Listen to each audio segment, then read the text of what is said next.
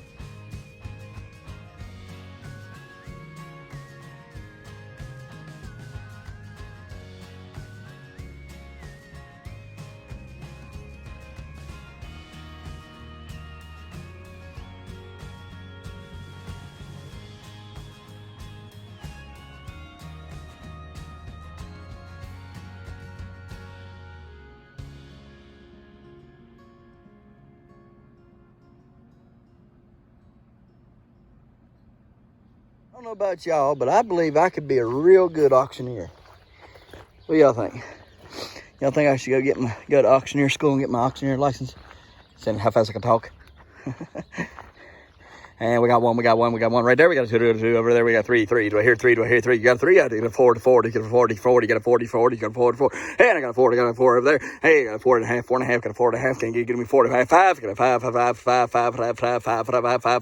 We got 6, 6.5, 6.5, 6, 7, 7.25, 8. You got 8. You think I could do it? I don't think I can do it. I've tried. I've even looked it up and tried to roll the tongue like they do. It just don't work. I mean, you got these guys out here that can say, like, I don't remember, it was like, what was it, like 212 syllables in 30 seconds or something like that, is the new world record. Yeah, it's like, it breaks down to like 11.7 syllables every second. Big old black beauty. Ain't he pretty? Anyhow, let's go check these traps today, shall we? Ladies and gents and ladies. I need to come over here and hunt a couple more days. I might get up in the morning and go hunt over here. If I don't hunt tomorrow, what I'll do is I'll hunt Thursday and Friday both days. And then we'll bring you all hunting videos, all the hunting stuff. I accidentally erased some of it, but we'll get it all put together nonetheless. So, let's do check these traps here, see what we may or may not have. Seems like after Thanksgiving, that last month of hunting just kind of speeds by. So, they just come over here and stick one. Now, we do have a late season, or whatever you want to call it. It's in January. And you get like mid-January and you get like 3 days to hunt. You got to use either a traditional bow, being long bow or recurve, or a flintlock muzzle loader. So those are your choices.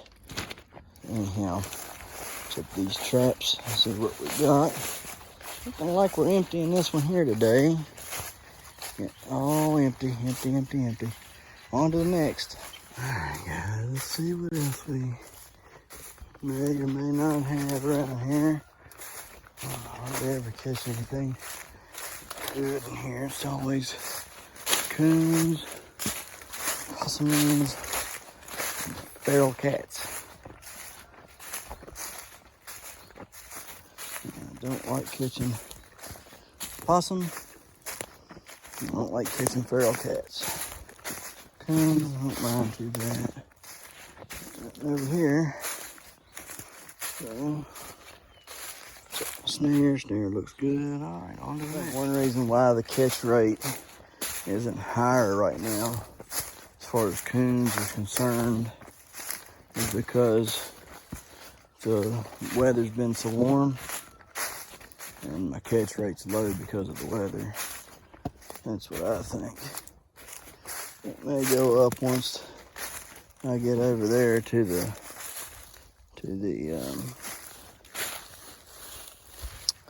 lake, but I'm kind of doubting it. So unless the weather turns off cool, which it may. I'm still waiting for the neighbor to tell me he's ready to get rid of them chickens so I can go get them. And he's waiting on the guy he's trying to buy chickens from to message him back about them. So it's been a week thus far. You'd think if the guy was wanting to sell the chickens, he would have already said, yeah, come get them, or whatever. But he's sure enough taking his good sweet time, which I am not a fan of. When I want something, I want it. So we'll be in hit there again, and I do not know what this is. So what am I going to do here? One thing I know to do is set a camera up here on it and just take pictures of whatever it is. That's what I've come up with. It's angled towards it. You can see there, it's angled that way. And if it's small, it should be able to set off. Say it's a small rodent. It should be able to set it off. If it's big, it'll definitely set it off. We just won't know what it is. You know, to be so big, we'll have to try to figure it out from the hair or whatever. But I didn't want it to be so small that it didn't get caught. I might be able to move it up. Let's try to move it to this crotch. That looks a lot better. It's angled down at it. It's up high enough to be able to capture maybe if it's something different than what I'm thinking. See, these sticks here are bent out. That's it there. Anyhow, but if it's small, it'll get it going in and out. If it's big, it'll be able to get at least a good portion of it before it's, so we can make known what it is. I don't see any tracks in here is what makes me think it's a bird or a mouse or rat. There are no tracks. It's definitely something light on its feet, I think. So I could be wrong. Could be wrong. Could not be any of those things. So who knows? Gotta go grab an arrow that I had forgotten over here. And I'm trying to decide what we're going to do today. I'm sure most of y'all get tired of the same old stuff, right? So, I know I do. So I'm trying to figure out what we can do today. I'll break up the monotony a little bit. And I mean, I know I can go up here and, wow. That's bad. It wasn't there before. Huh. That wind has broken a tree here. This was all cleaned up. And you'll see the tree. Must have been this one here. One thing I can think of. Broke out and it's came down here. That right there, my friends, is why you do not hunt in the wind. Not because, unless you got a known safe place to do it. But if you're over in here, most of these trees are bad and rotten. I wouldn't trust I don't like being over here in the windy days. So when it's real bad windy, I usually go home. I'm not one of those that don't believe the deer don't move in the wind, because I've seen them move in wind. Just, they don't, it seems like to me they don't move as much, but there's people that say that's not true. Look at that. What do you think did that? What do we think did that? Do you know what that is? Anybody want to take a guess what that is? Anybody? That is my woodpecker that is gone. Something has been over here and caught my woodpecker. Dang, oh no. Is that a woodpecker? Yeah, I think it's a woodpecker. It's not a cardinal. It's a woodpecker. Something caught my woodpecker. That's probably a bobcat done that. Well, all right, let's go up here. See, that's why you need to walk around where you're doing your stuff at every so often to figure out and see signs of different animals. It was either one, a bobcat, or two, one of those feral cats. And in which case, bobcat I've never caught, but feral cats are, if it was the feral cats, you'll see a lot more of that as they continue to get bigger and bigger and bigger. Because feral cats, there it is right there. Feral cats just, they obliterate stuff. They absolutely ruin a place for birds and everything. Put that back. I thought about coming over here with metal detecting a little bit, so I don't know. We'll see. I might take a little walk around here and see what else I find. Maybe some of the deer shit antlers. Pretty tree, ain't it? With these little red berries all over it.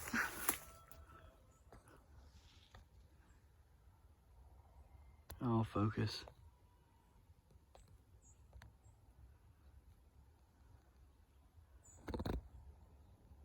Well, there you go. Isn't pretty? Real pretty. I don't know what they're called though.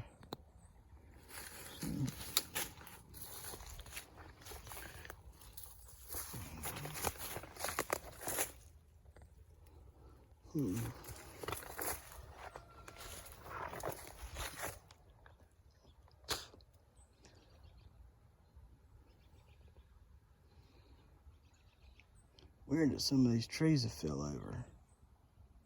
Y'all see how they're busted up and broke?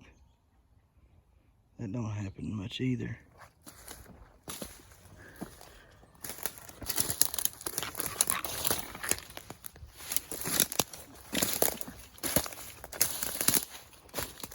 These trees like this that are busted up and broke.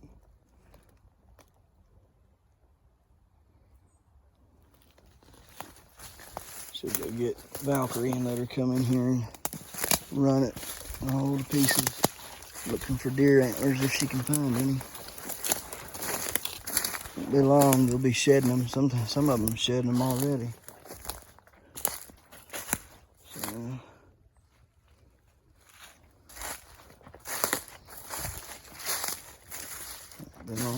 won't belong.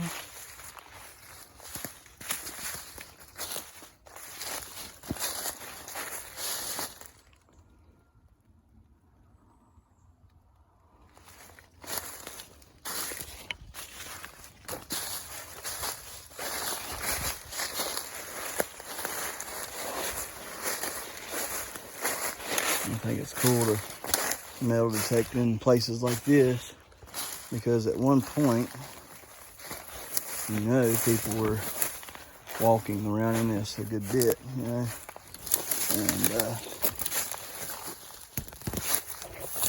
oh, good night living. This, I hate them things. Briars, when I get to heaven, there's gonna be a couple questions I'm gonna ask God when I get there. And the one's gonna be, why did you make a thorn? And then the next one's gonna be, why did you create nasty insects that are harmful to plants and people? Yep, that's what I'm gonna do. I'm gonna ask him both them things, because I'm, see, that's what I'm talking about. See how bad my hands are? My hands stay chapped. You see, and they're cracked and everything.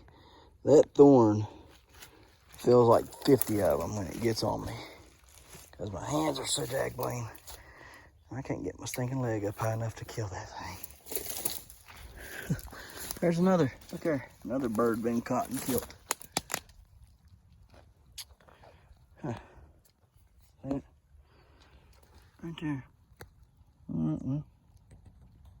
Buck rub. Rubbing. They'll start rubbing a whole lot more here when they get ready to shed their antlers.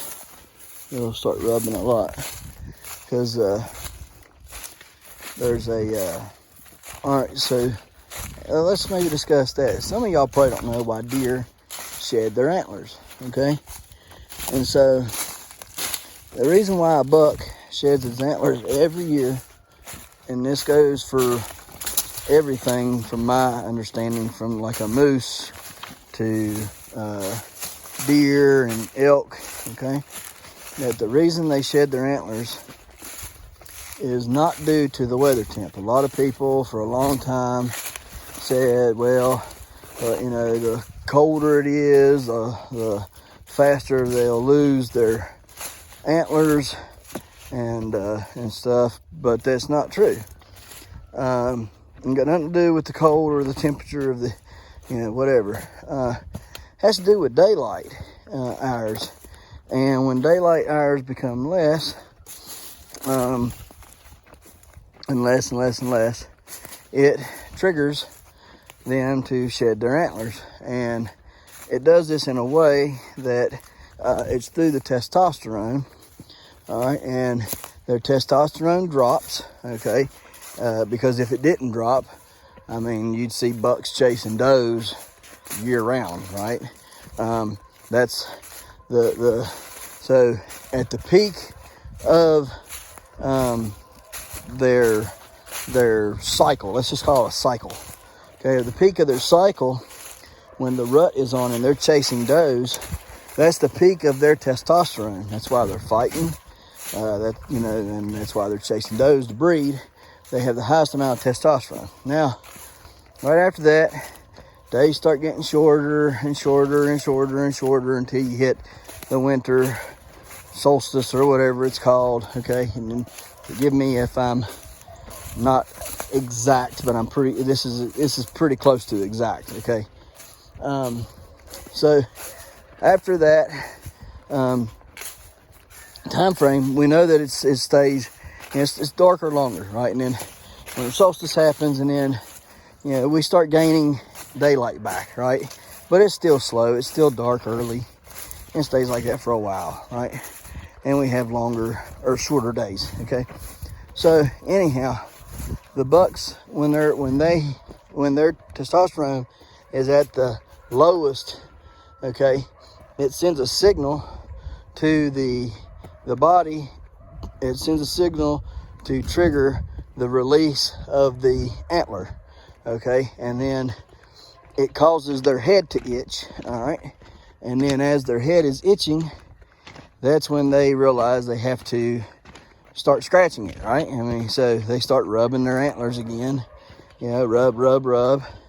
And while all the rubbing that they're doing then, it could be somewhat territorial, okay? But usually they got a rub line. They just follow the old rub line that they used to scrape off their velvet. And then as they're itching their head, because low testosterone makes the body release something that makes their head itch, then they start scratching their heads, okay? Now, as they're scratching their head,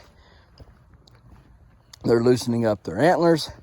And as they're loosening up their antlers will eventually fall off from either rubbing on the tree, running through the forest, through thick stuff, okay? And it'll get hung up in the thick stuff. A lot of times you'll see them hanging on the thick stuff like in there, okay?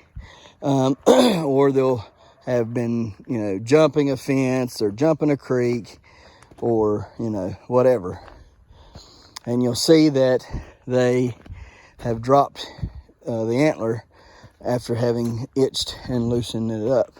All right, which it also, you know, when their testosterone is low, it completely shuts off that horn, or that antler, excuse me, and makes it hard at the base and separates from the base. All right, the pedicle separates from the base of the skull. And you'll see it a lot of times. If you ever look at a deer shed, you'll see the actual pedicle. It's round, and you could match it up to that deer. That deer have a divot, a little spot there the same size as that, where his antler used to sit. So it's pretty interesting stuff.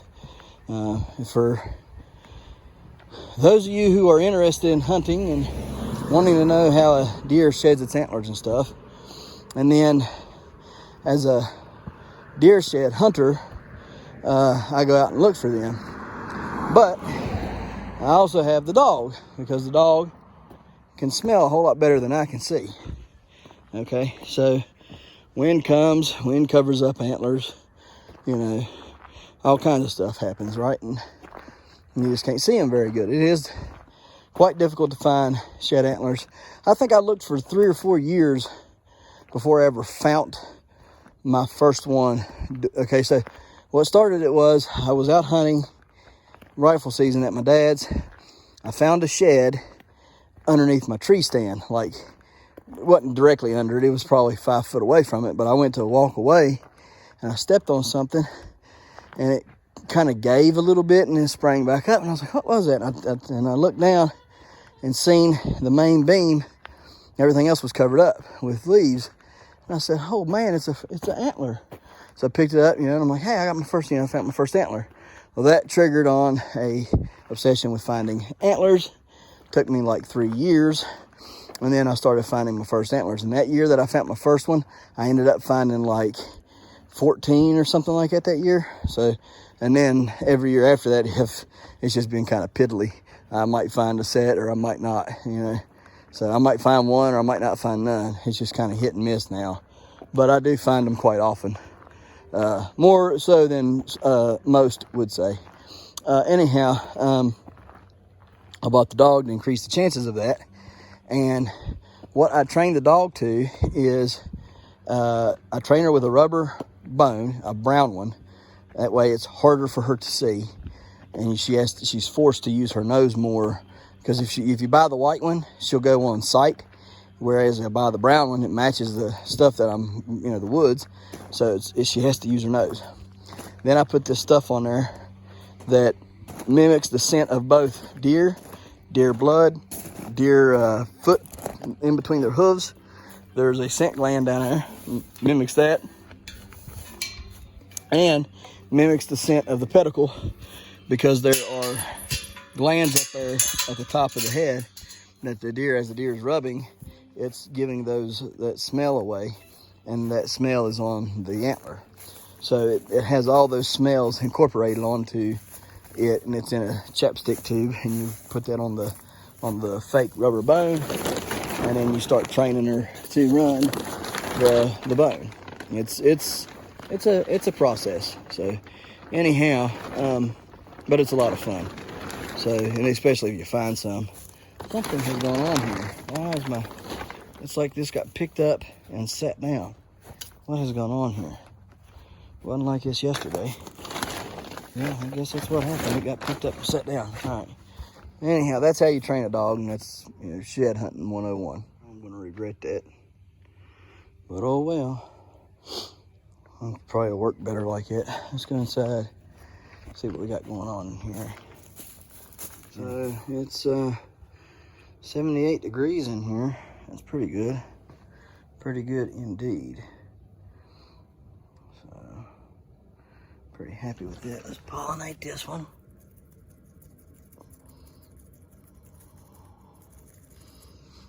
There we go. Alright. I'm going to come in here and trim up some stuff today, I think. I don't know, everything's looking pretty decent thusly. So keep her going, keep her going, keep her going, keep her going. Hopefully. So, alright. It's pretty good, because today I think it's, I don't know, 40 or 40 something, almost 50 I guess. So do need to get some water on them carrots and things over there. So let's get that done real quick. Guys, so we'll take a little look now that it's somewhat light in here and not dark with the heat lights showing. We've got our Armenian yard-long cucumbers growing here. We got the dark cucumbers growing over there. Rich sweetness melons are over there. There's 3. We planted those sunflowers right in through here. Hopefully they'll do all right in here. We did pull up that other plant, the other pumpkin plant, since it was hurt. Went ahead and pulled it out. It didn't seem like it was going to heal up. We trimmed back our pepper plants to just this, just a little bit of growth that they got going on now. There's a bunch of good leaves, stuff sprouting on there, so I went on ahead and trimmed them all back to that because I want good healthy plants. So I trimmed them all back to barely nothing. That one there's the same way, but it's got good stuff growing on it. Same up here, good leaves are growing on that one. Here we got good leaves growing on this one, as well as over there on that one. We just trimmed them way back to where there's nothing impeding them at all. This was the tomato plant. You can see that we have trimmed it back greatly and got it down to the bare necessities to survive. Hopefully it'll survive. We're hoping. We got the carrots watered in. You can see the carrots there, the Benny Hossie or whatever it's called in the middle. More carrots beyond that, and then on the far side back there, you can see, if you look really close, right back in there, see those, the tip of the watering can, from there all the way over here, those are beans that we're going to be growing. So hopefully those will do good. The mums are looking better and better and better. They're starting to actually get sprouts everywhere on them, so that's good. Won't probably just have to clean it up a little bit over on this side, and then that one over there should be good to go. So yeah, everything looks to be doing great.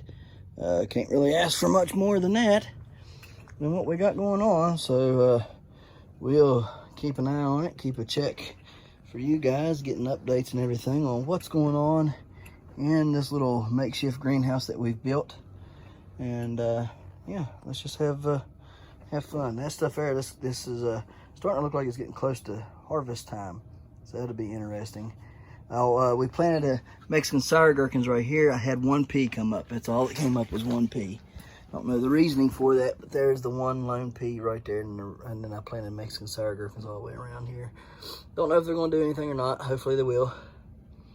We shall see about that as well. So, but everything, all in all, is looking fantastic. So we should be good to go. Should be. So we'll see. We will see. We will see. We will see. Why do I have fungus gnats in here? Okay, we're going to have to kill some fungus gnats in here too. Not a problem.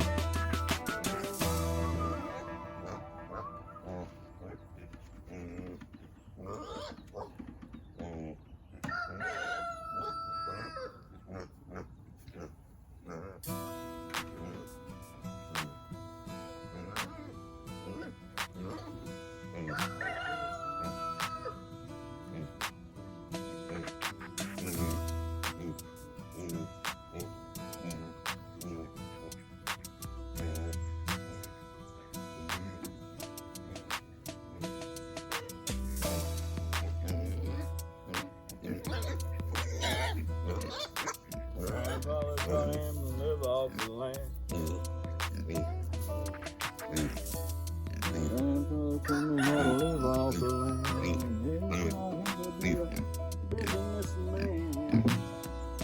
Petunia, I know how it's getting wet here. You little stinker.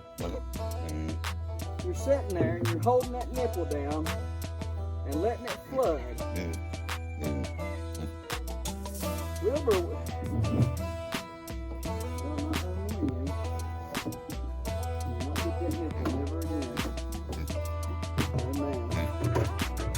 That pig, she's smart. She was holding the nipple down and flooded that pen. I did too. I said, now how did it get that wet? I just filled this up yesterday. Yeah. Pretty much. She sat there, that little stinker, and flooded that freaking pen. That wasn't muddy enough for her. No. They flooded it. That's something he's been in there for months and can't figure out how to do it. She's been in there for 4 days and done flooded the pen with it.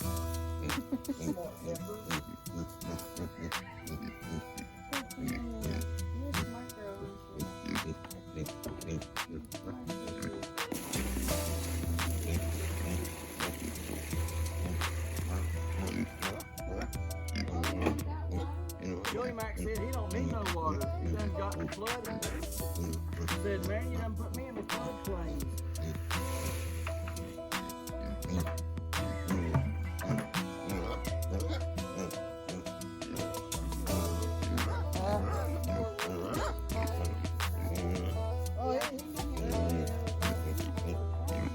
Oh, I know. You don't never do that.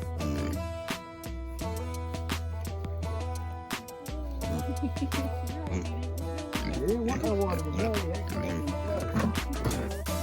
That water now. The thing that flooded me out. Yep. This is how y'all get fed, you know.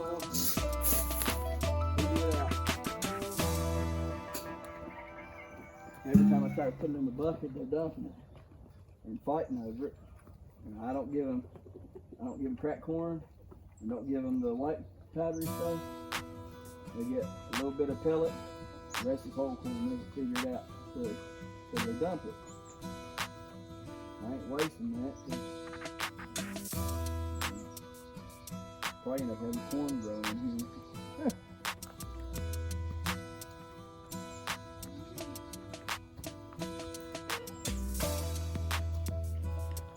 Alright, well, it looks like I'm getting ready to clean up this mess. So, get it out of here and over into that bin. I thought we would do something else, but this is what needs to be done so I can put the new chicken coop we're going to buy, excuse me, not buy, but get given to us there. I guess we're going to put it right here. So that's got to be cleaned up so we can set it there. So let's do it.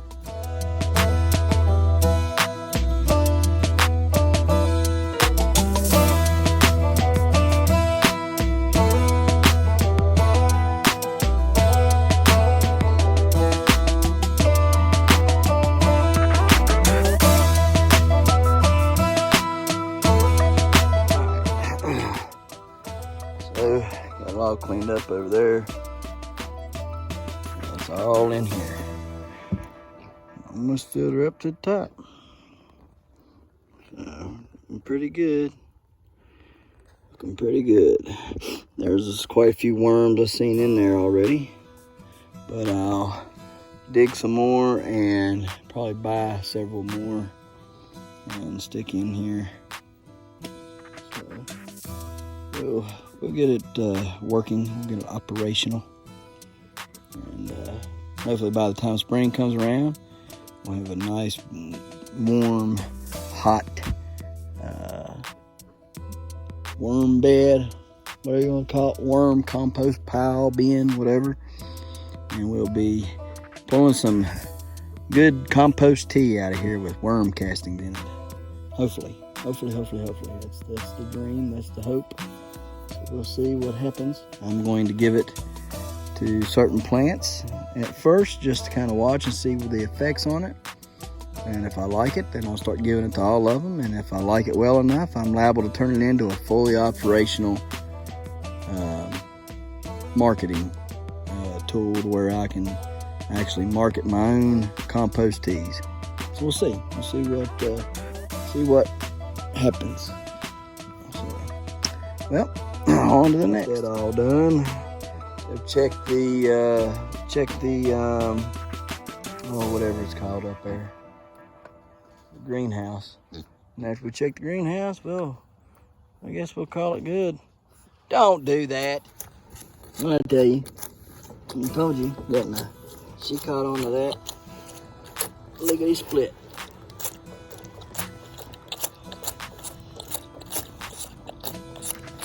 You're the one that flooded it too, though. Knucklehead, you wasted every bit of that. That was a whole barrel. It's 35 gallons worth of water, and you wasted it. Well, as soon as you get done drinking, I'm taking it out of there. You can't eat it, Goof Troop. What the heck are you doing? It's metal.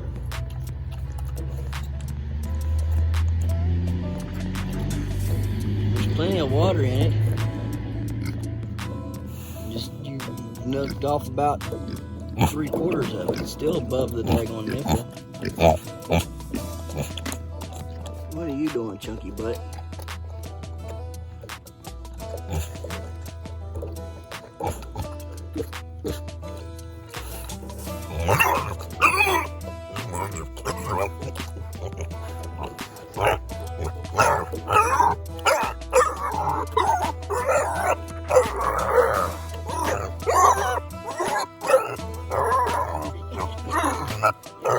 Wilbur. She's gonna take another turn, buddy. She's gonna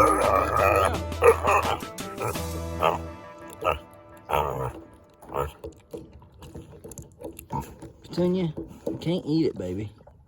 You gotta drink from it.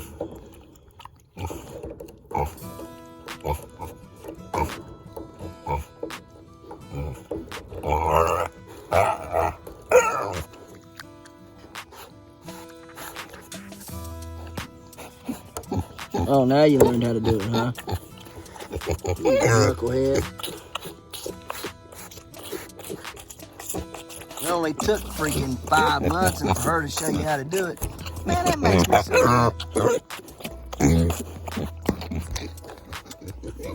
You never drank water before. Now that she's done got in there and showed him how to do it, now he ain't doing that to her. I'm gonna push him off of it. There you go, Petunia. Have at it, really.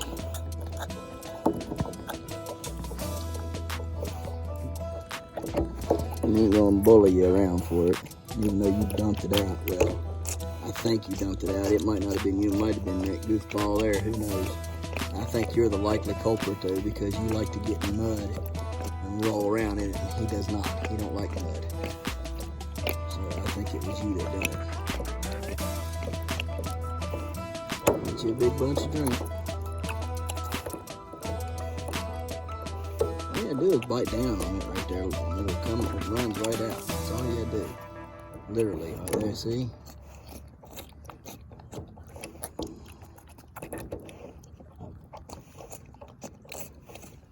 A pig is an ugly but cute creature at the same time. I don't know how in the world you pull it off, but God sure did do it, didn't he? Ugly but cute creature all at the same time. the North American rhinoceros.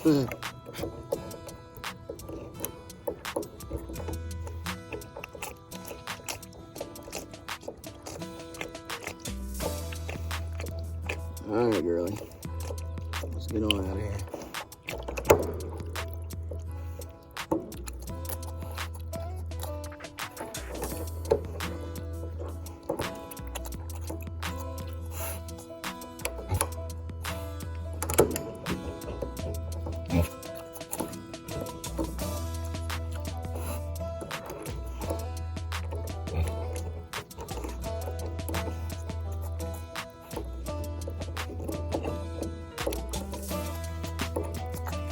You are something else. That's for sure. You been there. Look on bills since you got here.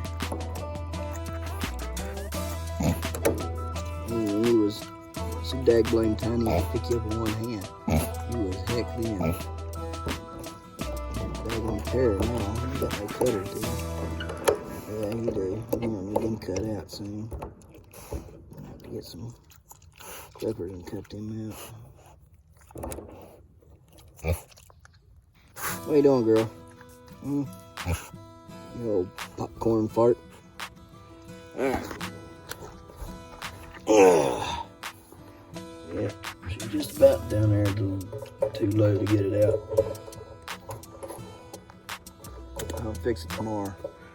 I can't keep letting her have it like that. Something's gonna be done because she can't keep that mud flowing in there and keep chili mac wet too. Oh well, it's raining. Just check this out. Back and check Petunia out real quick and be sure all that's good. 70 degrees in here. What it says, everything appears to be all right. I think we're gonna be good in here. So, out we go. Huh? What are y'all doing? Besides being ornery. Petunia! Come on, Petunia! Come on, Tun. Come on, girl. Come on. What you doing, Tunias? What you doing, girl? What you doing? Come on, Tun. Come on. Come on, Tunias. Come on, baby. Come on. Come on, Tun. Come on, Tuny. Come on, Tunias. Come on. Come on, Petunia. Come on. Come on, girl. Come on. Oh, I got food. Come on. Come on, Tunias. Come on. Come on, baby. Come on. Come on, Tunas. Come on, Petunia. Let's go, you heifer. Come on, heifer. Let's go. What? Come on. Come on, piggy. Come on, piggy. Come on, girl. Come on. Come on, girl. Come on. Come on, piggy. Come on, Petunia. Come on. Come on, Petunia. Come on, Petunia. Come on. You heifer. Be like Uncle Si. You heifer. Okay, you don't want to come. That's fine. Yep, do your own thing. Yep. Bye-bye. Oh, mercy. Well, guess I'm done for the day. Sorry we don't have a pretty sunset, but maybe tomorrow we will. Who knows? Guys, we appreciate you watching. We'll see you tomorrow, right here in the hollers and hills of West Virginia. Don't forget to smash that like button. Hit that notification bell. Don't forget to share. Thank you, good sir. You're welcome. And subscribe.